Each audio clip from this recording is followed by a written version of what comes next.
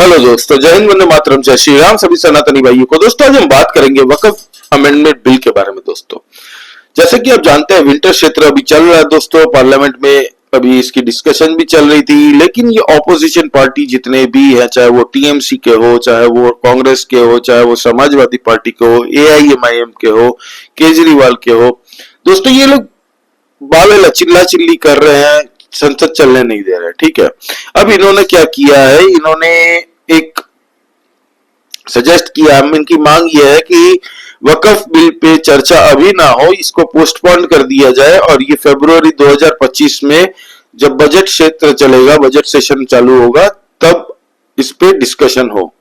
तो ये पोस्टपोन क्यों करना चाहते हैं, ये आप पहले सोचिए। ये दोस्तों पूरी तैयारी के साथ आप अभी देख रहे होंगे, all India Muslim personal law board के चाहे वो हेड हो, फिर ऐसे कई सारे मौलवी है जो धमकी दे रहे हैं कि हम लोग सड़क पे उतरेंगे, भड़का रहे हैं।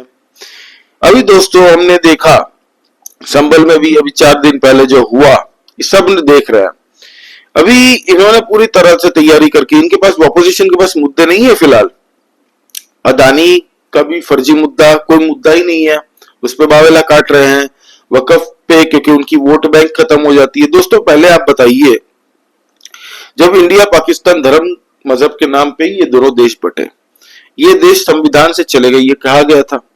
बाबा भीमराव अंबेडकर जी ने कॉन्स्टिट्यूशन में वक्फ का कोई एक्ट के बारे में बात ही नहीं है, वक्फ है ही नहीं उसमें, ये लीगल ही नहीं है भाई, ये पूरा टोटली फॉर्ज है, इलीगल है, वक्फ होना ही नहीं चाहिए। ये हिंदू मेजोरिटी कंट्री में आप वक्फ, कल को सुबह उठ के ये लोग स्पेसएक्स का लॉन्च देखेंगे टीवी में या सोशल मीडिया में और बोलेंगे अरे मार्स तक पहुंच गया एलन मस्क का रॉकेट, यार मार्स में वो जमीन हमारी वक्फ की है। सुबह उठ के इनका काम क्या होता पता आपको, रोज ऐसे ही निकलना, जो मन आ जाए, ये वाली मेरी है, ये वाली वक्फ बोर्ड की है जमीन।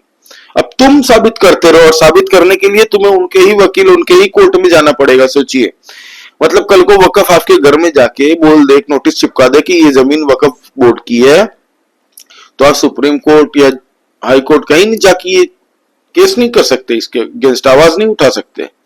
आपको इसके लिए भी वक्फ के खुद के कमिटी में, कोर्ट में जाके अपील लगानी पड़ेगी, वकील भी उनके, दलील भी उनकी, आप प्रूफ करते रहो कि वो जमीन आपकी है। सोचिए कितने कर्नाटका में तो गांव के गांव इन्होंने क्लेम कर दिए हैं, मंदिर भी क्लेम कर दिया है, इनका जो रिलीजन है उससे भी पुराने मंदिर जो थे उसको भी क्लेम कर लिया। सोचिए, महाशय की बात हो गई।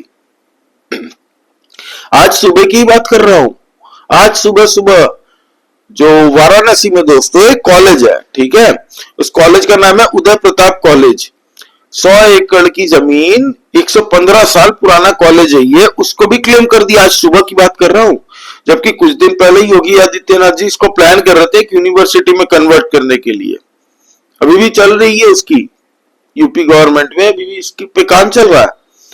भाई इन्होंने क्लेम कर दिया।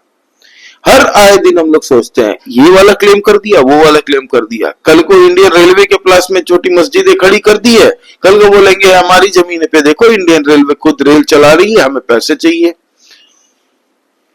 तो इसको खत्म करने के लिए, इसको अमेंड करने के लिए कि वक्फ की एक्ट पॉलिसी हो, इस पे हम चेंज करेंगे या खत्म कर देंगे कुछ भी, इसके लिए नरेंद्र मोदी गवर्नमेंट ने बिल इंट्रोड्यूस किया पार्लियामेंट में, तो ये ऑपोजिशन वाले चलने दे नहीं रहे।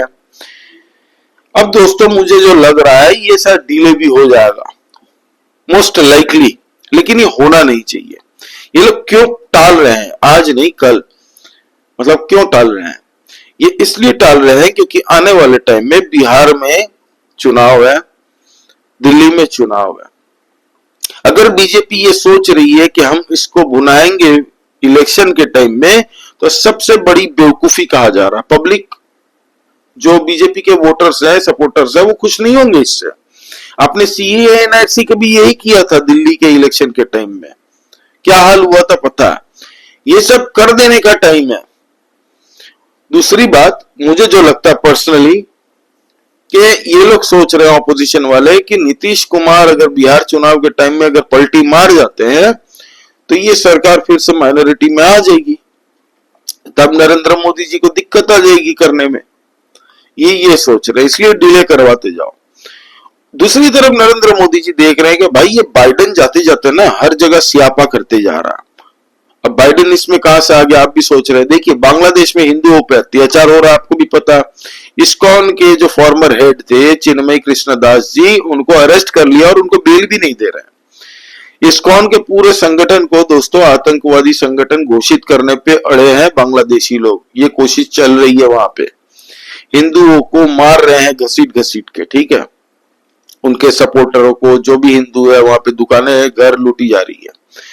अब दोस्तों आप देख रहे हैं कि बाइडेन जाने से पहले यूक्रेन में लॉन्ग रेंज मिसाइल भी दे देता है। वो जाने से पहले पूरा बर्बाद करके जाना चाहता है इस दुनिया को।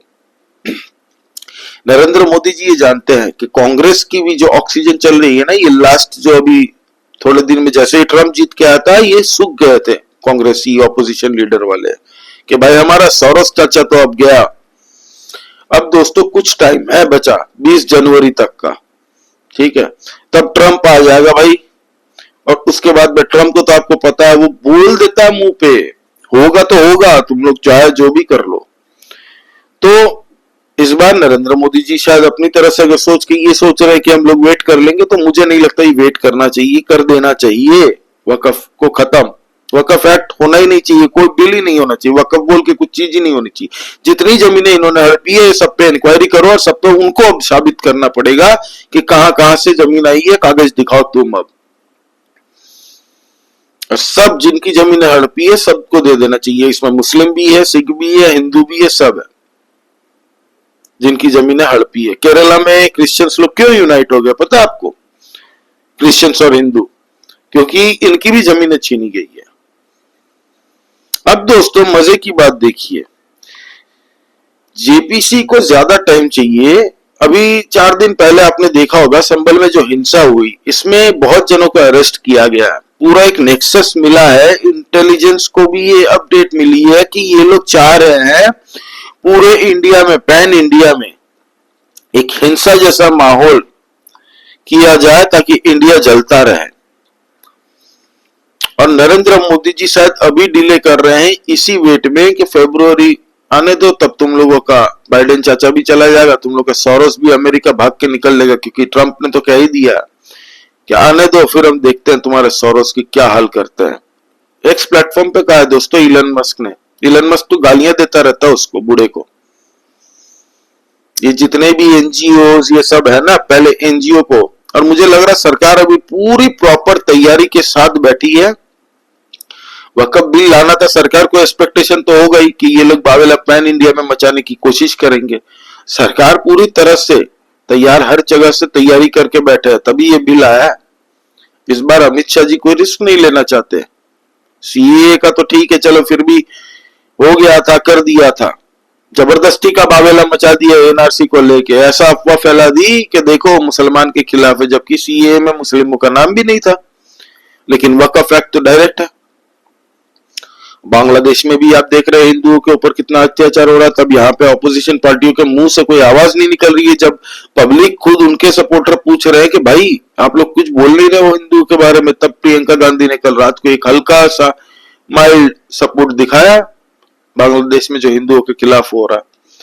और एक दो कांग्रेसी जो छुटपुटिये नेता है वो लोग पोस्ट कर रहे हैं और कोई आवाज नहीं उठा रहा। राहुल गांधी, अखिलेश भैया आपके उत्तर प्रदेश के जो 2 सीट जीत के आए इस बार, 2 सीट, कोई कुछ नहीं बोल रहा। ममता बनर्जी के मुंह से आवाज नहीं निकल रहा, जबकि शुभेंदु अधिकारी वहां पे बॉर्डर पे जाके वहां पे लोगों के साथ इकट्ठा होकर आवाज उठा रहा है।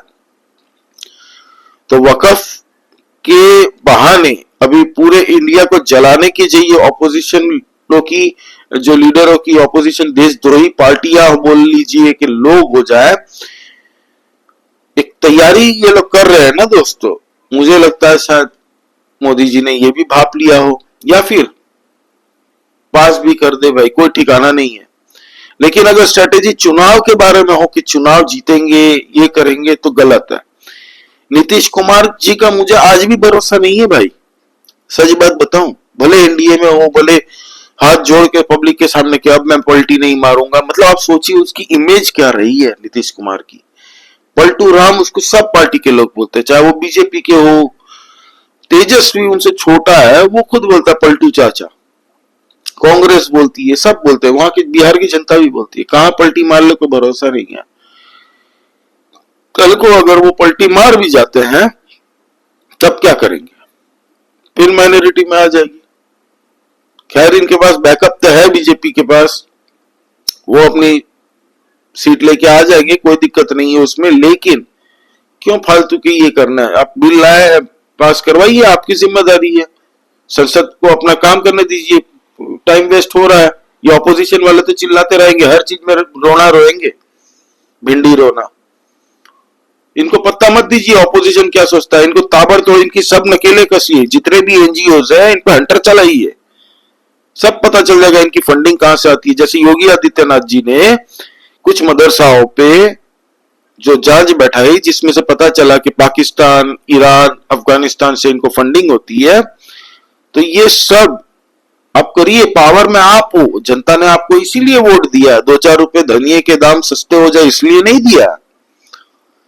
आप करिए। और इस बार वक्फ अमेंडमेंट बिल हो जाने की चांसेस हो तो बहुत बढ़िया है, पब्लिक आपको सराहना करेगी। ज्यादा ठंडा मत करिए इस मुद्दे को, क्योंकि पब्लिक इतने सालों से ये भुगत रही है और अपने आप में ये इलीगल है भारत जैसे देश में। पहले तो होना ही नहीं चाहिए। कांग्रेस ने 1955 में या 56 में इनको वक्फ बिल दिया, मतलब एक संविधान को चेंज करते हुए इन्होंने एक ऑर्गेनाइजेशन को एग्रीमेंट दिया कि हाँ ठीक है खोलो।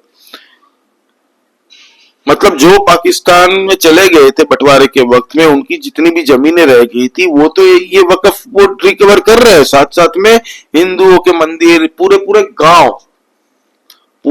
गांव जैसे बाप का माल हो इनका।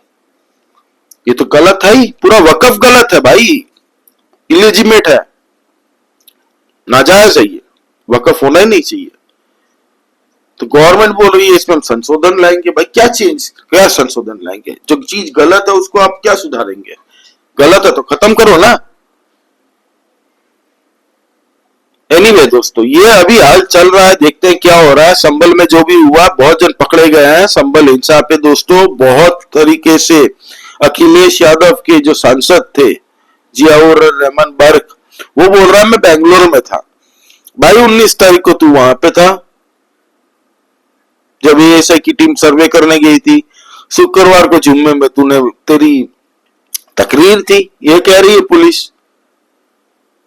तो अखिलेश भैया भी इसमें अच्छे खासे मुलविस है और फंस चुके हैं।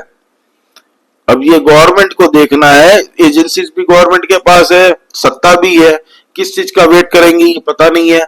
अब देखते हैं ये सत्ता की, मतलब गवर्नमेंट की, सेंट्रल गवर्नमेंट की स्ट्रेटेजी है कि क्या है, किस लिए है, ये भी देखना पड़ेगा। ये बात सही है कि अभी ये लोग तो ट्रंप आने से पहले पूरी कोशिश कर रहे हैं ऑपोजिशन पार्टी के इंडिया में हिंसा भड़काओ, चाहे वो अदानी का मुद्दा हो जो कि मुद्दा है ही नहीं, उसको बनाने की कोशिश कर रहे हैं। अब नया मुद्दा छेड़ रहे हैं कि पूरे इंडिया में ईवीएम से चुनाव नहीं होना चाहिए। इनके बाप दादा जैसे बैलेट में थप्पा मार मार के चोरी करके इलेक्शन जीतते थे ना, वो दौर तो सबने देखा है। सीसीटीवी यूट्यूब में भी आपको वीडियोस मिल जाएंगे। लालू प्रसाद यादव का जंगल राज का टाइम, वोटिंग बूथ बंद करवाते थे, लोगों को भेज दिया घर में, सबका थप्पा लग जाता था। अब ये वो दौर चाहते हैं।